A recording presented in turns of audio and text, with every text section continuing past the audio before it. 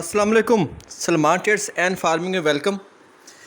Viewers, poultry farming में जो फ़ायदा होता है वो आगे नस्ल का ही होता है। जितनी आप अंडों से चूज़े निकलवाएंगे, जितनी तेज़ी से बच्चे निकलेंगे और जितनी तेज़ी से बच्चे बड़े होंगे, चूज़े बड़े होंगे, मुर्गियां बनेंगे, उतना ही आपको पोल्ट्री फार्मिंग में फ़ायदा होगा।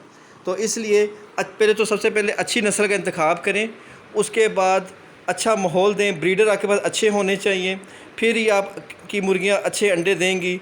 और आपके पास अच्छी नस्ल की देसी मुर्गियां होनी चाहिए जो अंडों को अच्छा हैच करें, क्योंकि असल जो अंडों को हैच करती हैं वो असल में असली देसी मुर्गियां ही करती हैं, मिस्री वगैरह नहीं करती, फैंसी भी नहीं करती।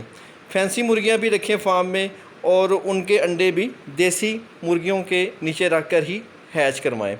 अब ये भी कम से कम 1 महीने के से ज़्यादा के बच्चे हो गए तेज़, काफ़ी देखने फुर्तीले एक्टिव हैं।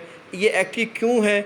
इसलिए कि इनको हर हफ्ते के बाद हम एक मसाला देते हैं जिसमें आटे के अंदर हम लोग हल्दी, लहसुन, अदरक और प्याज मिक्स करके इनको देते हैं, जिससे ये बीमारियों से दूर रहते हैं। और हर महीने इनकी वैक्सीनेशन ज़रूर होती है और दिन में 2 दफ़ा हम इनको पिंजरों में से खुला छोड़ते हैं घंटा घंटा के लिए।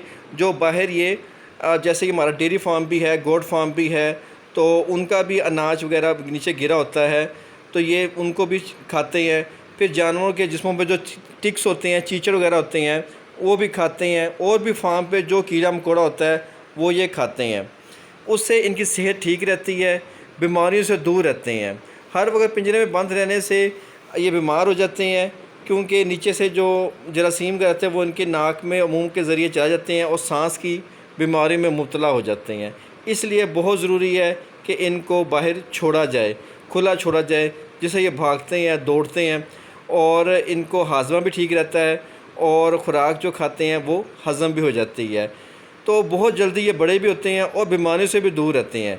अगर हर वक्त इनको अंदर ही बंद रखेंगे तो ये बीमार हो जाएंगे।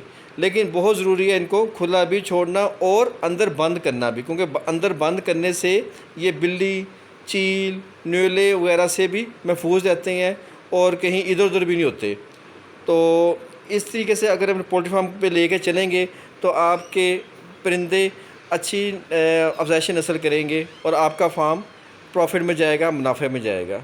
उम्मीद करते हैं आज की वीडियो आपको पसंद आई होगी। नेक्स्ट वीडियो तक के लिए अल्लाह हाफ़िज़।